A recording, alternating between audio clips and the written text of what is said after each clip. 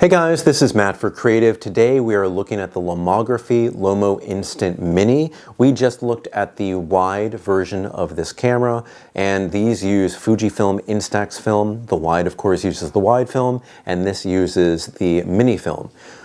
This is something that I kind of really wanted to work because of the way this camera looks. If you know anything about, where are my other like random Fuji cameras here? They look bubbly. Like this is an example of, is this the 12? Yeah, look at this in comparison. This is like a cloud, and this is more of like your, like, it looks, I don't know, it works more for me. And I really wanted this one to work out because I love the wide. The wide had beautiful, beautiful pictures, and I took 3 sample images, just as I did here. I took the exact same 3 images on the wide as I have done here today, and I've got to say that it's lacking. It is lacking in terms of gaining enough light. But let's go through the camera before we look at the images. Lens cap here, regular lens cap to protect the lens, just to make sure that everything is okay. We have the on-off switch, basically. You can see on, and it's automatic. Now, I don't really go through the manual, so I'm going over the things that are kind of just like basic to using the camera. On, that's on. You can see now the flash is ready, and there's got to be a way to turn off the flash just in case you don't want the flash, but I have not looked at it yet. This is an interesting point. So to do selfie mode, it's not that you kind of twist the lens or do anything like that as other instant cameras have. It's that there's a switch here. The switch at the bottom, this entire portion of the camera raises. So this is selfie mode. This is not. Having a whole section of the camera is a pretty interesting concept here, and it's kind of like, think of like those accordion style cameras that kind of like jut out. It's pretty interesting, and it's something that I like to see, but I'm a little bit worried about the whole part of this camera, because like first, when I picked this camera up out of the box, I pulled this out and I was like, uh-oh, did I do something wrong? But no, it's just how it should do. So you can either pull it out or push it in. I don't know if you're supposed to be able to do that, but this is kind of like how you're really supposed to do that. Switch, switch, that's it. One of the things I don't have here is there are little covers that you can put over the flash so you can cast different colors of light. I think that's an interesting idea. It's a way to be a little artsy with your instant photography. But as a short story, I use Fujifilm Instax to replicate the same image over and over and over and get that style right, because I think it does so well in lower light compared to Polaroid, and I think it does so well just to capture crisp, beautiful images. And normally that is true and that is the case, but in this, there is an issue here, and I don't know if it's with my camera or if it's with all cameras, but it's going to be something that I have to show you here in just a moment, and of course it may represent what we see here in the photos. By the way, all right, I'm going to make sure this is off. This is the shutter, and when it is not on, you can pull this down. It's a little flimsy. I have to be honest, because I was like, how can I turn this on? Is this the on button? I was like, no. And I was like, can I go a little bit more? If you go too much, I do not want to play with this one too much, but I love the idea of a shutter on here, because you're just kind of going through here, click, click, and that's it. I love the look of this camera. This is a beautiful looking camera, and I'm going to continue to use it.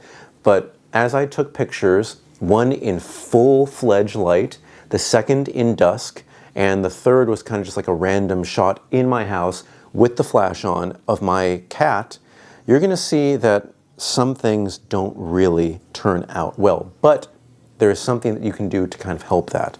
So this is a selfie. I put this in selfie mode, and I took a picture of myself. Now the camera is going to try and do its best. This came out all black. I was exposed really well, and I kind of like how wide this is. So I was kind of going at arm's length and getting this shot here. Actually, I'm kind of curious. I'm going to take another shot, give another chance, because it takes like 90 seconds to develop. I'm going to pull this out here. And we're gonna, oh, I know, I'm in front of the camera, sorry. So we're gonna do 1, 2. Ooh, that is so satisfying. All right, we're putting this upside down. It doesn't need to be upside down. Polaroid does need to be upside down. We're gonna turn this off.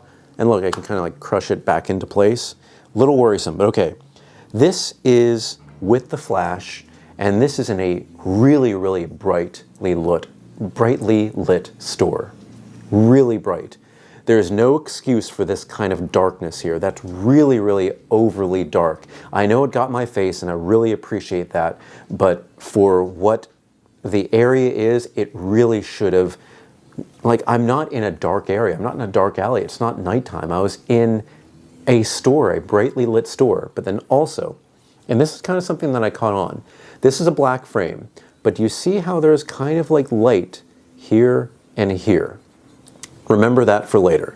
Second, and I do have to make a comparison between the wide and this one. And I know that it's two different types of film, but both by Fujifilm.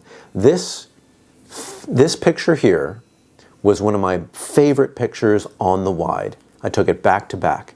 Look at what this got with not playing with any settings, and then look what this got. This is dark. You can't do anything with this image. This is a nothing image, and then you can see light on the side here. Look at how beautiful this is. This is my favorite shot, and it's really what sold me on the Instant Wide. And then last, picture of my black cat. And I do have to compare it to, and I know it may be an unfair comparison, but this is the same. I didn't do anything with the viewfinder. I just kind of like pointed and shot at him in selfie mode. Sorry for blinding you. But you can see he's in focus here, blurry background. Can you see anything? This is with flash. Now, before I even pick up and look at the other image, because I am blinded by light here, so this should be the most ideal way of lighting myself. This is something that I'm not really playing around with yet, but this is exposure control. That is lessening, and look, look at that. Do you see the lens? So, what is it? If you go down, that is, let's see, wait. You go down, you get less exposure. You go up, you get more exposure. Look at how big that lens gets. Look, small, small, tiny, tiny, tiny. And that's really interesting. You can play with the exposure control, and maybe I need to do more of that. Like maybe next time I need to do that. But again, in selfie mode, if I'm using this as a selfie camera, I can't do that. I can do this. Oh, I thought it was on for a sec. I can do this, but I can't, and can I? I mean, holding this out like this, I can expose myself more and then pull down, but that's only with two hands. If I only have one hand, oh God, and I just lost the exposure control.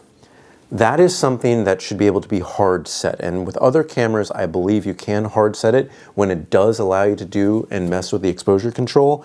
But that is something, honestly, that's a little bit disappointing. Now, let's look at this image in perfect studio lighting.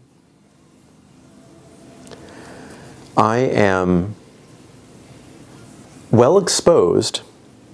All right, this is not, it's not as crisp as it should be, but I really want to look at it, at this. You can see the background behind me here, right? This is also kind of overexposing to kind of show details in the shadow, or trying to. You can't see anything. I have to say, this is one of the most disappointing looks at this camera because it's just not, it's not up to par. It's not up to par with even just regular Instax. I've been with Instax since the 11, and that one has always exposed me right. And that was, I think, one of the first ones that allowed you to kind of get like a brighter background, because they knew that exposing for face with flash sometimes did darken the background, so they made an effort to improve that. This one is just, this is lacking, and it's very unsatisfying because this is a beautiful looking camera. But I think one thing here, and this sometimes happens with some instant cameras, and this is the first pack of film that I've used, but look, this is the back plate. It is not fully shut. And I'm thinking maybe this is why we're getting some light leaks, and that's what I think is happening on the other side. I'm going to use this again, but for these reviews, I try to figure things out the best that I can as somebody who would be not in the know would try to figure out their camera. And I want to make sure that I go through these steps so that you can be educated, but not, you know, be talked at the entire time. I know I'm talking to you this whole time, so I know I'm contradicting myself. But for this, that's lacking. I'm hoping that maybe it's this pack that I put inside that's kicking this thing out, but look, it's just not exactly flush, and this should be flush. I even took the pack out before I shot my first picture, and I was like, did I like kind of not set this in correctly? And still, this is open. So I will be trying this out more. I'm going to play with the exposure controls, but for just the call on this, unsatisfied with this. Just disappointed in it. The images of me are crisp. They look really, really good. Outside doesn't look good. My cat doesn't look good. And again, the light leaks on the very side. For me, I'm exposed perfectly, but I just, you know, do you remember the original portrait mode on the iPhone where it's like you could make yourself look like you're in a black studio with studio lighting? It just looks like I'm in a black space kind of floating there. I'm curious to see what it do with other faces in there, but disappointed, have to say, over the first use. But then again, this is the first use. I'm going to continue going with it. And as just a quick comparison, I love the Lomo Instant wide camera. Love that camera. Love the look. Love the pictures that come from it. But guys, if you have any comments or questions, we've been taking a look at the Lomo Instant Mini. Beautiful looking camera, and I want to continue trying it, but put everything in the comment section below. Don't forget I'm on Instagram at m8b9. You can email me at matt8b9@gmail.com. Ooh, and look at that. It's kind of cool. Like, oh, I do have to mention one thing. Another disappointment for both of these cameras. It has little pieces that you can put like a lanyard or like a neck strap. This does not come with a neck strap. And I know I've complained about neck straps like from Polaroid. For the original Now cameras and Now Plus cameras, they did come with lanyards, and like, who's ever going to use this? It's so cheap, it's so annoying. But for cameras this size, I really feel like you have to have a wristlet for something this size. For something bigger, you must have a neck strap. The new Polaroid cameras, the Generation 2s, only come with a wristlet, not a neck strap. And I think that's a huge miss on their point. And with these cameras, the mini and the wide, you don't even get a wristlet. Nothing. Huge miss, in my opinion. But guys, that's it. Thank you so much for watching, and I will see you next time.